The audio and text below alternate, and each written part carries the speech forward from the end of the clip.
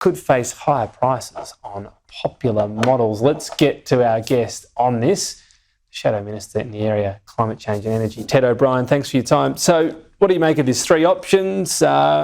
Any of these appeal to you in particular when you're going through them? No, Tom. I think context really counts here. We are in a cost of living crisis and people are doing it tough, very tough.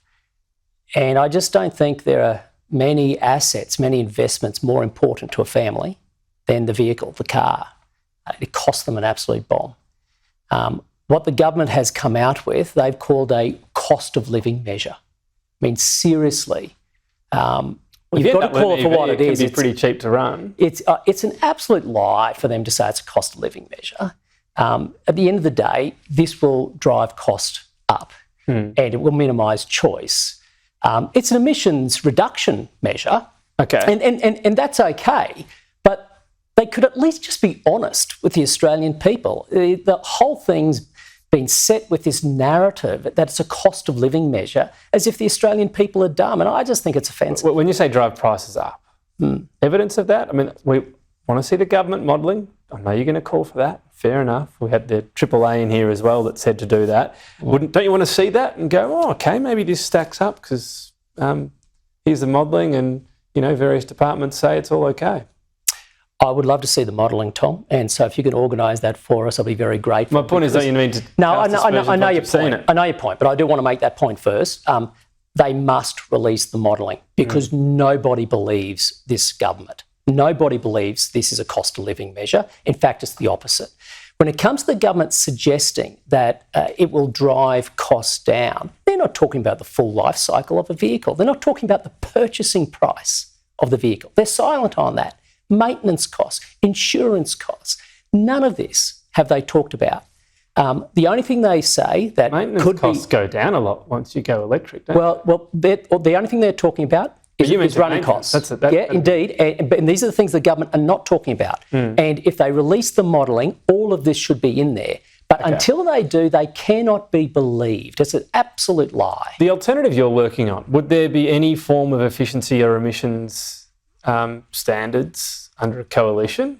So, you know, when Labor came out with this, Tom, last year, we were very quick as a coalition to say, we're ready to engage.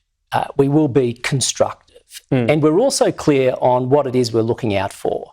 We want to make sure that any emissions standard would minimise cost, would maximise choice, and have a genuine impact on emissions. We also need to not get left around compared to the rest of the world, right? Like, so you've got to strike that balance. Russia from developed economies that don't have one. But the issue being debated is not should there be an emissions standard. We've already said we're happy to engage constructively on that. The question is the detail. But happy to engage constructively isn't, we'll definitely have one. That's a bit different. You're saying you would have one, you're just figuring out what sort. Is that what you're saying? No, we are saying show us the modelling and we will engage constructively. You've got to strike the balance between those three. You just said to me the debate isn't whether we'll have one, but then you didn't commit to having one.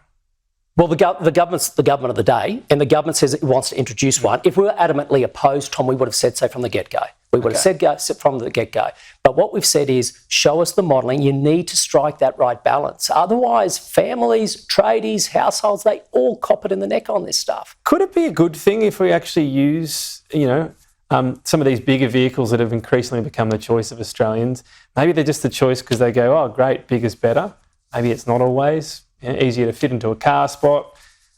Bigger isn't always better. Sometimes they're less safe on the road, some of these big cars as well.